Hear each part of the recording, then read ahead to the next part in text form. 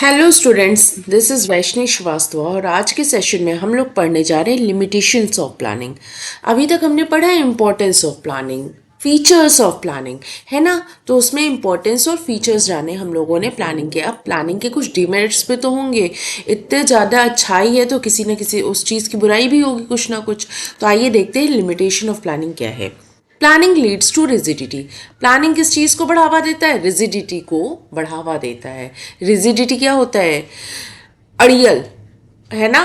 कि कुछ भी हम लोग रिजिड हो जाएं कि आप काम तो ऐसे ही होगा, काम इस तरीके से नहीं हो सकता है क्योंकि हमने प्लानिंग ही इस तरीके से की है।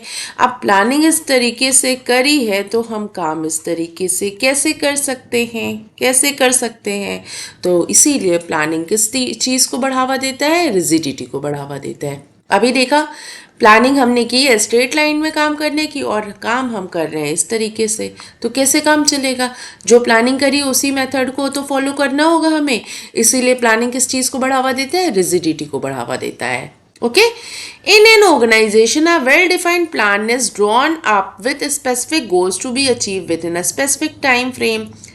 हम कोई प्लान करते हैं कि ये हमारा टाइम फ्रेम है, इस टाइम फ्रेम के अंदर हमें ये काम करना है, हमें कुछ काम है जो ये काम हमें इस टाइम फ्रेम के अंदर करना है और ये हमारा मेथड है, इस मेथड के थ्रू ही हमें काम करना है।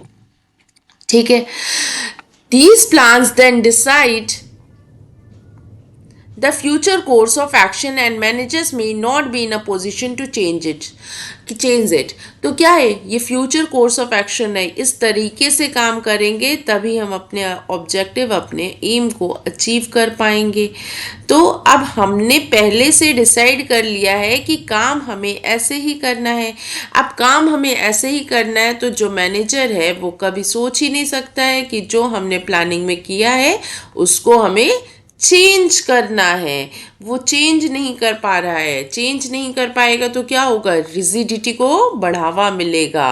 किसी चीज़ को रिजिड होने के लिए, अड़ियल होने के लिए एक ही तरीके से उसी मेथड से जो सोचा है वैसे ही प्लान करना है, वैसे ही काम करना है, यू कांट चेंज। तो planning leads to rigidity. Okay, this kind of rigidity in plans में क्रिएट डिफिकल्टी, मुश्किल पैदा होती है मैनेजर को काम करने में। Manager needs to be given some flexibility to be able to cope with the change circumstances. हम लोग पहले से बात करते हैं कि हम लोग काम करते हैं अपने फ्यूचर को देख के। अब जब काम कर रहे हैं, प्लानिंग सोच रहे हैं, प्लानिंग ऐसे करनी है, प्लानिंग की है ऐसे ही काम करना है, लेकिन अब सर्कमस्टेंसेस कुछ चेंज हो गए हैं, कुछ फ्यूचर में कुछ और हमारे एनवायरनमेंट में चेंजेस आ रहे हैं। अब हमें एक मैनेजर को क्या होना चाहिए? इतनी फ्लेक्सिबिलिटी होनी चाहिए कि वो समय आने पे अगर चीज़ें उसको लग रहा है कि फ्यूचर में इस तरीके से मूव नहीं होंगी तो प्लानिंग में कुछ अपने आप से चेंजेस ला सके। Following are pre-decided plans when circumstances have changed may not turn out to be in the organization interest। तो जब circumstances चीज़ें चेंज होती हैं बाहर की, हमारे ऑर्गेनाइजेशन के हिसाब से नहीं है, तो मैनेजर्स उस चीज़ को, उस प्लानिंग को चेंज कर सके। तो ऐसा होना चाहिए, लेकिन प्लानिंग की है तो हमें उस प्लान के अकॉर्डिंग ही चलना पड़ता है। इसीलिए प्लानिंग को क्या कहा गया? Planning leads to rigidity. जो प्लान किया है भाई उसी हिसाब से चलो ना। तो ये इसलिए क्या कहते हैं, प्लानिंग किस चीज़ को बढ़ावा देता है? रिजिडिटी को बढ़ावा देता है। ओके, आप अपने हिसाब से, मैनेजर अपने हिसाब से, सर्कमस्टेंसेस के हिसाब से, इन्वायरमेंट के हिसाब से चीज़ों को अपने ऑर्गेनाइजेशन में चेंज नहीं कर पाता है। ओके, नेक्स्ट आपका है प्लानिंग में not work in a dynamic environment. Dynamic environment क्या होता है? आज कुछ और आपके पॉलिटिकल सिचुएशंस हैं, कल कुछ और हो जाएंगी। आज कुछ और लीगल है, कल कुछ और लीगल सर्कमस्टेंसेस हो जाएंगे। आज कुछ कानून है, कल को कुछ कानून बन जाएगा। आज कुछ और फैशन चल रहा है, कल को कुछ और दूसरा फैशन चेंज हो जाएगा। लेकिन अब आपने तो प्लानिंग कर ली है कि हमें ऐसे ही जाना है, तो अब हमें ऐसे ही जाना पड़ेगा। अब हम देख ही नहीं सकते कि एनवायरनमेंट, ये आपका एनवायरनमेंट, एनवायरनमेंट क्या होता है, हम जिस ऑर्गेनाइजेशन में काम करते हैं उसके आसपास का माहौल। अब हमारा ये ऑर्गेनाइजेशन है, लेकिन हम सामान बना रहे हैं तो यहाँ पे सेल करने के लिए ना, अपने एनवायरनमेंट में सेल करने के लिए, ये हमारा एनवायरनमेंट है।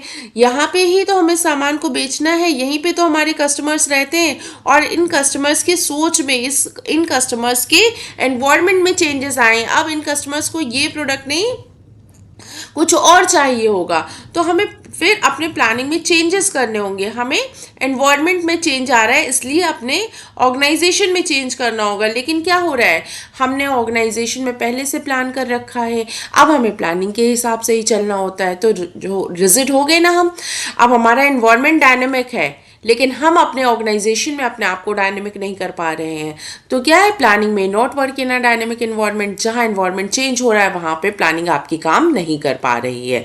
इसीलिए कहा गया है प्लानिंग में not work in a dynamic environment. The business environment is dynamic, nothing is constant. Business का जो एनवायरनमेंट होता है वो डायनेमिक होता है, उतार चढ़ाव, चेंजेस आते ही रहते हैं। अभी बिजनेस एनवायरनमेंट हम लोग पढ़ेंगे, सॉरी, बिजनेस एनवायरनमेंट तो हम लोग पढ़ चुके हैं, है ना। तो आप लोगों को सब बहुत अच्छे से पता होगा कि बिजनेस का एनवायरनमेंट कैसा होता है, लीगल एनवायरनमेंट, पॉलिटिकल एनवायरनमेंट, ये सारी चीज़ें क्या होती हैं, है ना। और जब एनवायरनमेंट में कुछ चेंजेस आते हैं तो हमें अपने ऑर्गेनाइजेशन में भी चेंजेस लाने पड़ते हैं उसके अकॉर्डिंग। लेकिन अब आपने पहले से प्लान कर लिया है तो आप वो चेंजेस नहीं ला पाएंगे। तो इसीलिए कहा गया है कि प्लानिंग जो है आपके डायनेमिक एनवायरनमेंट में काम नहीं करती है। The environment consist of a number of dimensions, economic, political, physical, legal, social, ये सारे हमारे क्या है, एनवायरनमेंट का ही तो एक फैक्टर है ना। The organisation has to constantly adopt itself to changes. तो ऑर्गेनाइजेशन को क्या होता है, अपने एनवायरनमेंट में जो चेंजेस होते हैं वो हमें अपने ऑर्गेनाइजेशन में भी लाना पड़ता है, अगर हम सक्सेसफुल होना चाहते हैं तो। It becomes difficult to accurately access future trends in the environment if economic policies are modified or political conditions in the country are not stable or there is natural calamities। कोई natural calamities आ गई, earthquake आ गया, flood आ गया, political conditions change हो रही हैं, आज किसी और की गवर्नमेंट है, कल किसी और चीज़ की, कल कुछ और की जो है पॉलिटिकल पार्टी की गवर्नमेंट बन जाती है, इकोनॉमिक पॉलिसीज़ चेंज हो रही हैं, लीगल जो आपके लॉज हैं वो चेंज हो रहे हैं। तो इन सब चीज़ों में जब चेंजेस आते हैं तो आपको अपने ऑर्गेनाइजेशन में चेंजेस लाने पड़ेंगे। बाहरी इन्वायरमेंट आपके ऑर्गेनाइजेशन को बहुत तरीके से इफ़ेक्ट करता है, तो आपको अपने ऑर्गेनाइजेशन को डायनेमिक बनाना होगा। लेकिन आपने पहले से प्लानिंग कर ली है तो आप डायनेमिक नहीं बना पाओगे। Okay, competition in the market में also upset financial plan sales target में हैव। तो यहाँ पे ये सारी बातें कही गई हैं कि आपको अपने ऑर्गेनाइजेशन को डायनेमिक कर रखना पड़ेगा। प्लानिंग जो है लेकिन आपको रिजिडिटी की तरफ बढ़ावा देती है। प्लानिंग में not work in a dynamic environment, जो एनवायरनमेंट है वो आपका चेंज हो रहा है, वहाँ पे प्लानिंग आपकी जो पहले से प्री डिसाइडेड है वो वर्क नहीं करेगी उस तरीके से।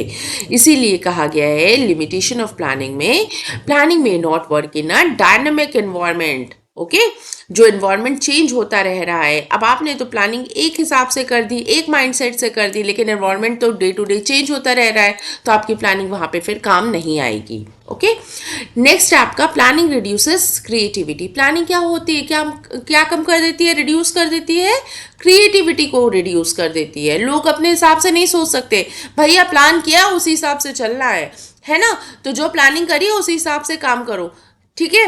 तो अब प्लानिंग आपने कर ली है तो अब आप क्रिएटिविटी, इनोवेटिव आपको सोच ही नहीं सकते हैं। जिस तरीके से काम सोचा उसी तरीके से आप काम करिए, कुछ भी नया नहीं करना है, कुछ भी क्रिएटिव नहीं करना है, ठीक है। वही बात है, planning is an activity which is done by the top management. Planning क्या है, planning is an activity which is done by the top management. पढ़ा था ना हमने, टॉप मैनेजमेंट क्या करता है, पूरे ऑर्गेनाइजेशन के लिए प्लान करता है, इसीलिए कहा गया है यहाँ पे। Usually the rest of the members just implement these plans.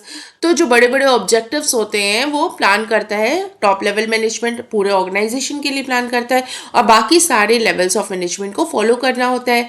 As a consequence middle management and other decision maker are neither allowed to deviate from plans nor they permitted to act on their plan own. भाई जो आपका level of management है वहाँ पे हमने पढ़ा top level के जो लोग होते हैं वो पूरे ऑर्गेनाइजेशन के लिए प्लान करते हैं, सॉरी, जो मिडिल लेवल के लोग होते हैं वो अपने डिपार्टमेंट्स के लिए प्लान करते हैं, और जो लोअर लेवल के लोग होते हैं वो ऑपरेशनल एक्टिविटीज़ के लिए प्लान करते हैं। तो जो टॉप लेवल के लोग होते हैं वो पूरे ऑर्गेनाइजेशन के लिए जब प्लान करेंगे तो काम उनके अकॉर्डिंग ही करना होगा, बड़े बड़े प्लान्स वही बनाते हैं। तो आप अपने उनके उस जो उन्होंने प्लानिंग करी है उसमें आपको छेड़छाड़ नहीं कर सकते हो। आपका छेड़छाड़ करना या प्लानिंग को चेंज करना आपके अंडर में नहीं होता है। आप कोई डिसीजन और नहीं ले सकते, जैसा प्लान किया गया आपको वही करना पड़ता है। इसीलिए कहा गया है प्लानिंग किस चीज़ को रिड्यूस करता है, क्रिएटिविटी को रिड्यूस कर देता है। Thus much of the initiative और creativity inherent in them also get lost और रिड्यूस्ड। तो जो भी यहाँ पे और लोगों के अंदर कोई क्रिएटिविटी वगैरह होगी, कोई इनोवेटिव आइडियाज़ होंगे तो वो ख़त्म हो जाते हैं। वो उनको अपने मन को मार देना होता है कि भैया हम नहीं काम कर सकते हैं, जो कहा गया हमें वैसे ही काम करना है, जो प्लानिंग की गई उसी के अकॉर्डिंग चलना है। Most of the time employees do not even attempt to formulate plans, they only carry out orders. तो कभी कभी उनको कोई प्लानिंग नहीं करनी होती, उनको सिर्फ और सिर्फ ऑर्डर मानने होते हैं जो उनके टॉप लेवल के लोग उनके लिए बनाए होते हैं। Thus planning is a way reduce creativity since plans tends to think along the same lines as others.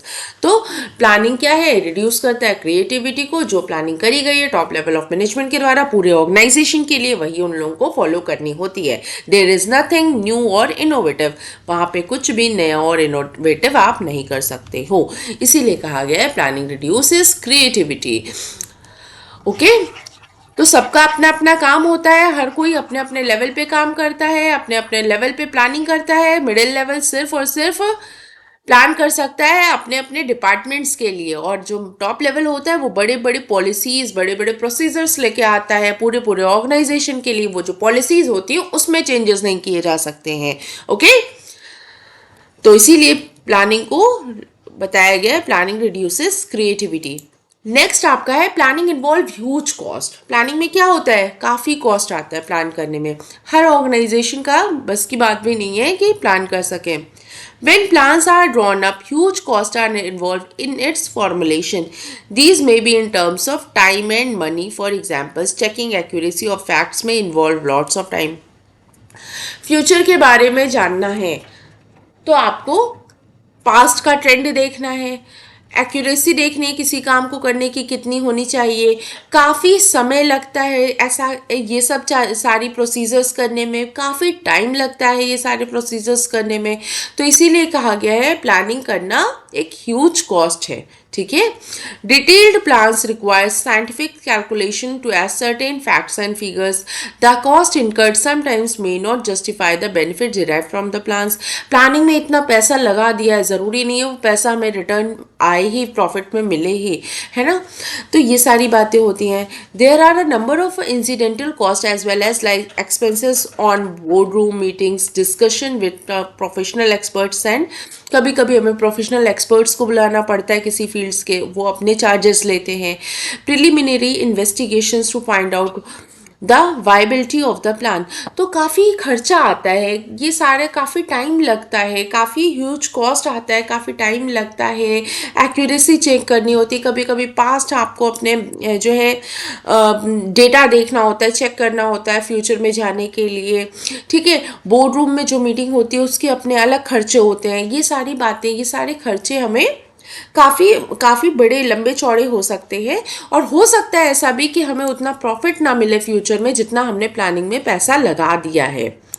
तो इसीलिए कहा गया है planning involves huge cost, planning करना काफ़ी खर्चीला भी होता है। ओके, नेक्स्ट है आपका planning is a time consuming process. अभी बात की मैंने, भाई प्लानिंग में आपका समय भी तो लगता है, पैसा भी लगता है ना। तो प्लानिंग क्या है, टाइम कंज्यूमिंग, काफ़ी समय लेता है। Sometimes plans to be drawn up to take so much of time that there is not much time left for their implementation. कभी कभी प्लानिंग इतना ज़्यादा टाइम ले लेती है हमारा कि भाई इम्प्लीमेंट करने का ही सारा समय ख़त्म हो जाता है। तो इसीलिए कहा गया है planning is a time consuming process. Okay, जो चीज़ भी हमने पढ़ी है उसका उल्टा देखना होता है और वो सारा हमारा लिमिटेशन बन जाता है।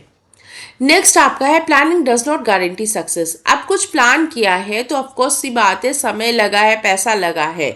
वही मैंने अभी आपको पहले बोला है, प्लानिंग इन्वॉल्व्स ह्यूज कॉस्ट में, कि इतना कॉस्ट लग जाता है और इसके बाद भी हमें प्रॉफिट हो ये ज़रूरी नहीं है। इसके बाद भी हमें प्रॉफिट हो ये ज़रूरी नहीं है। हो सकता है प्रॉफिट हो और हो सकता है प्रॉफिट ना हो हमें, है ना। तो प्लानिंग कोई गारंटी नहीं देता है कि हम सक्सेसफुल होंगे या नहीं होंगे। The success of an enterprise is possible only when plans are properly drawn up and implemented. ठीक है, सक्सेस तभी हो सकती है जब जो हमने प्लानिंग करी है वो बहुत अच्छे से वेल प्लान की हो और वो हम प्रॉपरली इम्प्लीमेंट कर सकें अपने डे टू डे एक्टिविटीज़ में। Any plans need to be translated into action और इट बिकम्स मीनिंगलेस। तो जो कहा गया है यहाँ पे, क्या कहा गया, any plans need to be translated into action और इट बिकम्स मीनिंगलेस। हो सकता है जो प्लानिंग करी हो वो हम इम्प्लीमेंट कर रहे हैं अपनी एक्टिविटी में और वो मीनिंगलेस हो, उसकी कोई ज़रूरत ना हो या उसका कोई फ़ायदा ही ना मिले हमें, है ना।